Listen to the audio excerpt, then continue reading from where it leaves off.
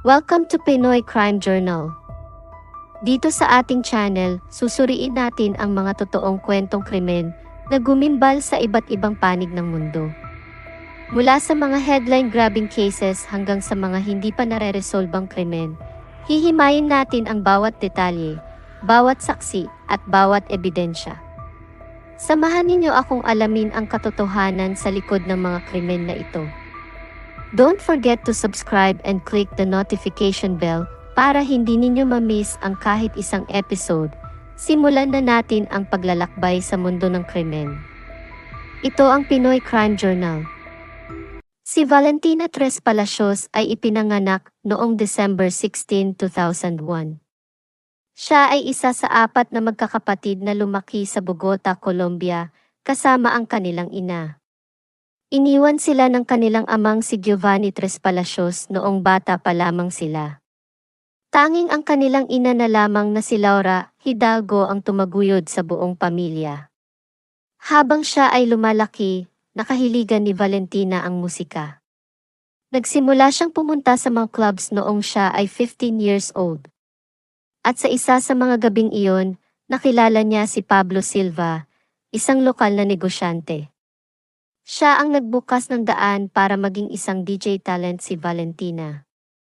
Pagkatapos ng una nilang pagkikita ay naging madalas na ang kanilang komunikasyon dahil binigyan niya si Valentina ng isang scholarship upang mag-aral ito ng music production. Taong 2019 nang nakakuha siya ng certificate sa pagtatapos ng kanyang pag-aaral. Si Silva ang nag-alok na maging manager ng dalaga. Siya ang naghanap ng mga gigs sa maliliit na clubs upang magkaroon si Valentina ng magandang experience at mapagtibay ang reputasyon sa larangan ng industriya ng musika. Sa taong ding iyon, nanalo si Valentina bilang Breakthrough DJ of the Year. Si Valentina ay naging seryoso sa kanyang trabaho at sa loob lamang ng maikling panahon ay unti-unti na siyang kinikilala bilang isang up-and-coming DJ talent sa bansang Colombia. Naging sikat siya dahil sa guaracha, isang electronic music genre. Nagsimula ang genre na ito noong 2010 nang ang mga Colombian DJs, kabilang sina Victor Cardenas ng Medellin at DJ Pereira, ay nagsimulang maghanap ng inspirasyon mula sa kanilang sariling kultura. Sa kalaunan, nauwi ito sa paghahalo ng mga instrumentong trompeta, tambora drums, at mga akordyon ng tradisyonal na cumbia arrangements at ginawang electronic dance music. Ang genre na ito ay patok sa mga kabataang partygoers sa bansang Colombia. Bagamat bata pa siya, nagkaroon na ng pagkakataon si Valentina na mag-perform kasama ang mga kilalang international stars na kanyang mga idolo na sina Steve Aoki at Eric Morillo. Ayon kay Mr. Saria na isang music producer sa Colombia, maikukonsidera na isa sa mga highest-rated young DJ si Valentina. Nagkaroon siya ng pagkakataon na libutin ang ilang mga bansa sa Latin America. Nag-record din siya ng electronic music section sa SoundCloud platform at gumawa ng content sa kanyang Instagram. Nagkaroon naman ng romantikong relasyon si Valentina sa kanyang manager na si Silva. Sa isang eksklusibong interview, matapos ng nangyari kay Valentina, isiniwalat ni Silva ang simula ng kanilang relasyon bilang professional at personal. 2019 nang napagtanto nilang may espesyal silang pagtingin sa isa't isa. Ayon kay Silva, tumagal sila ng halos 3 taon kasama na ang professional na aspeto ng kanilang relasyon. Sa mga panahong iyon ay naging masaya naman ang kanilang relasyon at maraming beses silang nagkasama sa mga music festivals. Sinabi rin nito na sila ni Valentina ay tumira sa isang bubong sa panahon ng COVID-19 pandemic. Nang tinanong kung bakit sila nagkahiwalay, sinabi ni Silva na ang kanilang busy schedules at kawalan ng oras sa isa't isa ang naging isa sa mga dahilan ng pagkakahiwalay nila. Siya ay bumibiyahe sa iba't ibang bansa para sa mga music festivals, habang si Valentina naman ay bumibiyahe 3 beses kada linggo dahil sa trabaho nito. At ayon kay Silva, 20 taon ang tanda niya kay Valentina at nakikita niyang nais pa ng dalaga na mag-explore at makita ang mundo. Sa kabila ng lahat, naging maayos naman ang kanilang paghihiwalay at nanatili ang kanilang business relationship. Makalipas ng mga ilang buwan nang maging single si Valentina, ay nakilala niya si John Nelson Polo sa social media na galing Texas. Nagkasundo sila kaagad kahit mahigit 10 taon ang agwat sa kanilang edad. 21 years old si Valentina habang 35 years old naman si Jan. Patuloy silang nagpapalitan ng mga message online. Hindi nagtagal, nagpasya ang dalawa na magkita sa bansang Mexico kung saan naimbitahan si Valentina na dumalo sa isang music festival. Nahumaling agad si Jan sa dalaga sa unang pagkikita pa lamang nila. Hindi lamang isang napakagandang babae ni Valentina, kundi matalino rin ito at napakatalented. Ngunit ang lalaking inakala ni Valentina na tapat at nagmamahal sa kanya ay may itinatago palang lihim na hindi niya kailanman nalaman. Si John Poulos, na isang stockbroker, ay kasal na pala at may 3 anak. Ikinasal siya sa isang babaeng nagngangalang Ashley noong 2009 at nanirahan sa Wisconsin. Dumating ang isa sa mga matinding problema sa kanyang pamilya nang magkasakit ng rare form of cancer ang kanyang panganay na anak na lalaki sa edad nitong 4 na taong gulang. Sa kabutihang palad ay gumaling naman ito ng tuluyan.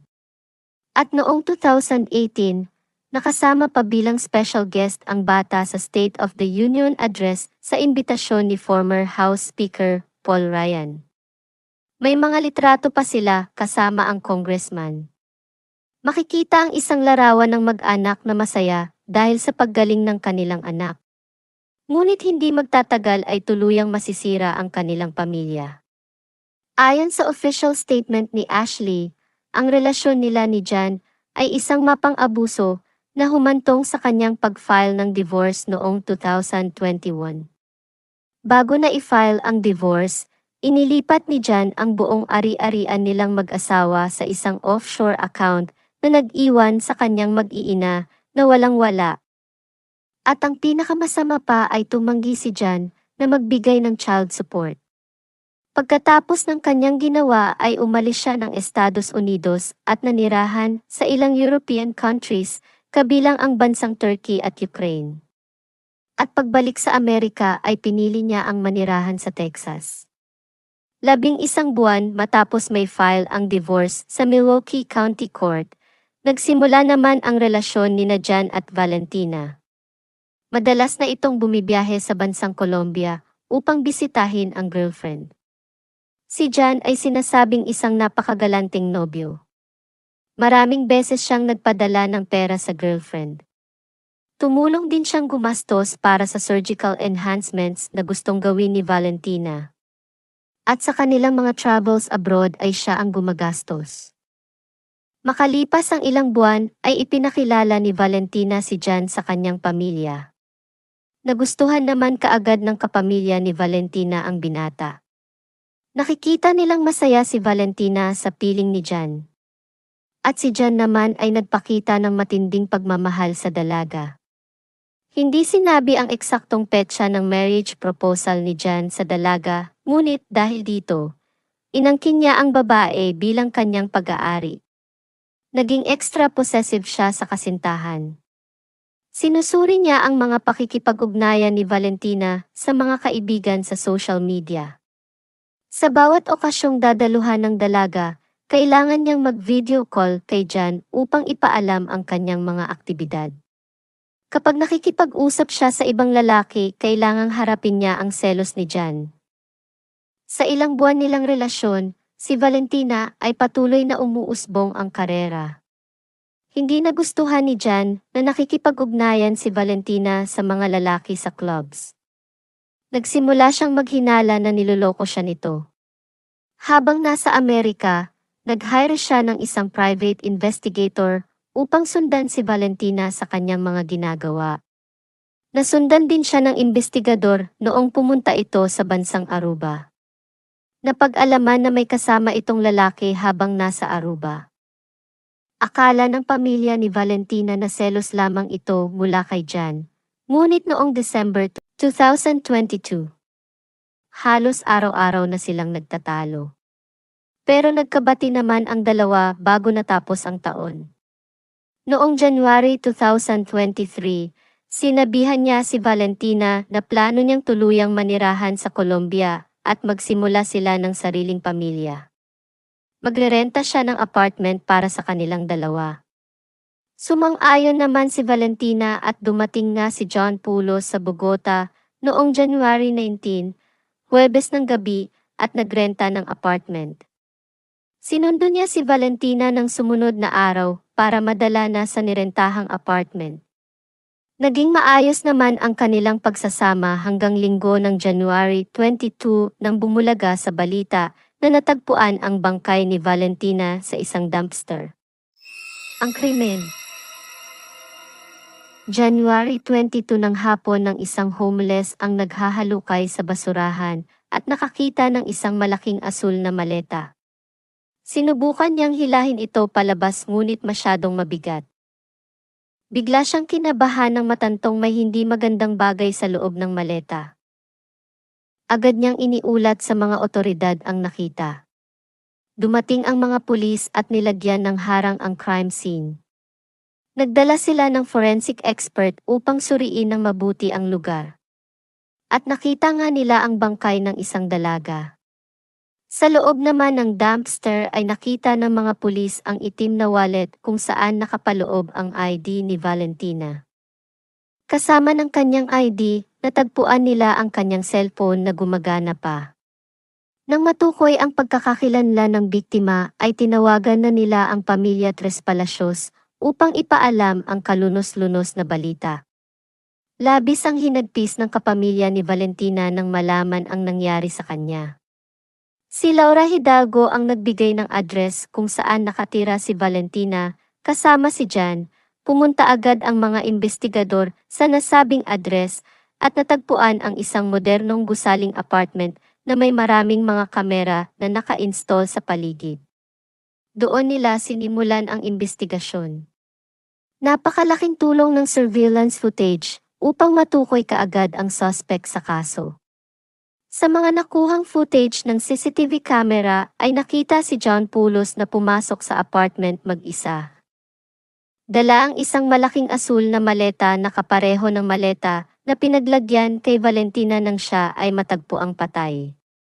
Sa susunod na footage ay makikita si Valentina sa entrada ng apartment kasama si Jan na may dalang napakaraming gamit noong Biyernes ng January 20.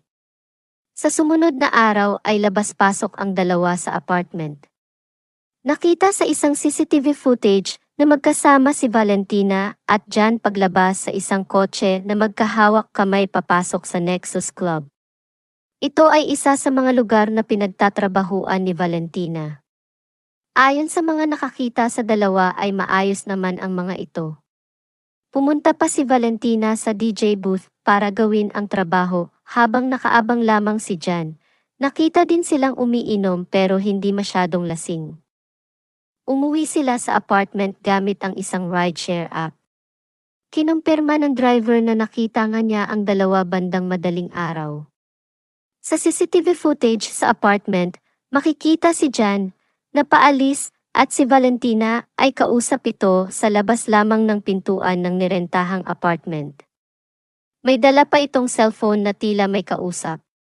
Ito na ang huling pagkakataon na nakitang buhay si Valentina. Hindi na ito kailanman lumabas sa apartment. Ang kasunod na footage ay mga ilang oras na ang lumipas. Lumabas si John mag-isa dala ang asul na maleta na nasa loob ng isang grocery cart.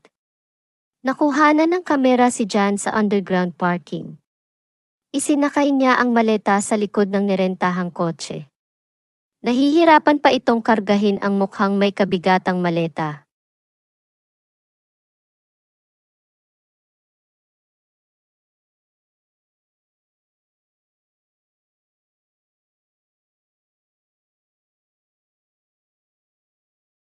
Pumunta siya sa isang dumpster at doon itinapon ang maleta. Ang huling pinuntahan niya ay ang car rental company upang isoli ang sasakyan. At magmula doon ay dumiretso na siya ng airport at lumipad paalis ng bansa. Dahil sa mga nakalap na mga ebidensya, ay opisyal na kinilala si John Poulos bilang pangunahing suspect sa krimen. Nakaalis si John ng bansa at sumakay ng flight papuntang Panama, Tocumen Airport. Nag-book si John ng dalawang magkahiwalay na flight, isa patungong Brazil. At ang isa ay patungong Istanbul, Turkey, upang lituhin ang mga imbestigador. Ang talagang destinasyon ni John ay papuntang Istanbul. At pupunta siya sa bansang Montenegro, kung saan walang extradition treaty sa Colombia. Determinado siyang makatakas sa krimen. Sa kabutihang palad, pumasok ang mga armadong otoridad sa gate at inaresto siya bago makalipad. Kung nahuli sila ng isang oras, nakaalis na sana si John patungong Istanbul. Isang araw pagkatapos ng kanyang pagkaaresto, si John ay dinala pabalik sa Colombia. Siya ay kinasuhan ng femicide. Ang femicide ay ang sinadyang pagpatay sa isang babae o batang babae, partikular ng isang lalaki, dahil sa kanyang kasarian. Sa Colombia, na may malaking bilang ng kaso ng femicide, may maximum na 50 years na pagkakakulong kung mapatunayang nagkasala. Naantala ang paglilitis ng mga ilang buwan. Sinubukan ng depensa ang magreklamo tungkol sa problema sa komunikasyon at kailangan ng isang magaling na interpreter upang maunawaan ni John ang buong proseso ng paglilitis habang nasa kustodiya ng mga kapulisan. Question din nila ang kasong femicide na isinampa laban sa salarin. Bukod pa rito, ang naunang abogado ni John ay nag-resign matapos makakuha ng maraming death threats sa mga mamamayan ng Colombia. Ang interpreter naman nito ay ang sumunod na nag-resign dahil ayon dito ay hindi naging maayos ang kanyang trabaho na maaaring makaapekto sa kaso. Nang magsimula ang paglilitis, punto por puntong na ipakita sa mga CCTV footage ang ginawa ni John Poulos sa unang araw na magkasama sila ni Valentina hanggang sa ito ay mamatay. Lumutang rin ang mga witnesses na nagpatibay sa kaso. Isa na rito si Silva Nunez. Siya ay isang kaibigan ni Valentina at naging kasama rin sa trabaho bilang isang DJ. Siya ang nagsiwalat sa nalamang pagkuha ng private investigator ni John Poulos dahil na rin sinabi ito ni Valentina sa kanya. Siya rin ang nagbunyag tungkol sa naging lihim na relasyon ni Valentina sa isang Santiago Luna Bonilla. Siya ay isang negosyante na may cryptocurrency business. Siya rin ang lalaking nakasama ni Valentina sa Aruba. Ipinatawag siya ng korte at ayon sa salaysay ni Santiago, nagsimula ang relasyon nila ni Valentina mid-October ng 2021. Pero noong January 2022 ay nagkahiwalay sila. At nagkabalikan sila bandang November 2022. Alam niyang may boyfriend ang dalaga na isang Amerikano, ngunit ang alam lamang niya ay hindi ito seryosong relasyon. At ang pagdating ni John noong January 2023 ay inilihim ni Valentina kay Santiago. Natuklasan na lamang niya nang may makitang mga post sa social media na magkasama ang dalawa. Makukumpirma naman ang kanyang ugnayan kay Valentina sa palitan nila ng mga mensahe sa WhatsApp. At ito ang naging mitsa ng matinding selos ni John Poulos dahil nalaman nito ang relasyon ng dalawa. Tumayo din bilang witnesses sila Enis Vianetos at Juan Manuel Montoya. Sila ang mga taong huling nakasalamuha ni John Poulos bago ito umalis ng bansa. Ayon kay Enis, na siyang in charge sa paglilinis ng nirentahang apartment ni John, ay nagulat siya nang makitang magulo ang mga damit ni John na nasa loob ng grocery cart na dinala niya papuntang parking lot. Si Montoya naman ay representative sa kumpanyang nagpaparenta ng sasakyan. Sinabi niyang bandang 3:00 ng hapon noong January 22, kinontak siya ni John upang ihatid ng mas maaga ang sasakyan na nirentahan ito sa kanilang kumpanya. January 23 pa ang nasa rental contract nito. Sinabi niyang mukhang nagmamadali si Jan at parang balisa. Nang sinabi niyang kailangan niyang magbayad ng ekstra dahil sa may nagasgas na bahagi ng sasakyan ay bigla itong kumalma. Bago ito umalis ay nilinis pa nito ang loob ng sasakyan. Noong January 2024, isang taon pagkatapos mapatay si Valentina, isiniwalat ng akusado ang kanyang bersyon sa nangyaring krimen. Ayon sa kanya, pagkatapos nilang magising ng late noong January 22, siya at si Valentina ay gumamit ng pinaghalong droga at alkohol sa loob ng kanilang nirentahang apartment. Sinabi ni Jan na ang natatandaan lamang niya ay nanatili siya sa kama at nakatulog. Ngunit inamin din niya sa sumunod na paglilitis na nasakal niya ang biktima ng hindi sinasadya habang may nangyari sa kanila. Nang mahimasmasan siya sa ginawa ay sinubukan pa niyang isalba ang kasintahan, ngunit ito ay wala ng buhay. Sa kanyang takot ay iniligpit niya ang katawan sa maleta. Umalis siya sa bansa dahil daw natatakot siya sa mga koneksyon ni Valentina. May sinabi pa itong may koneksyon ang biktima sa isang Medellin cartel. At wala rin daw siyang tiwala sa batas ng Colombia at hindi makakakuha ng tamang paglilitis.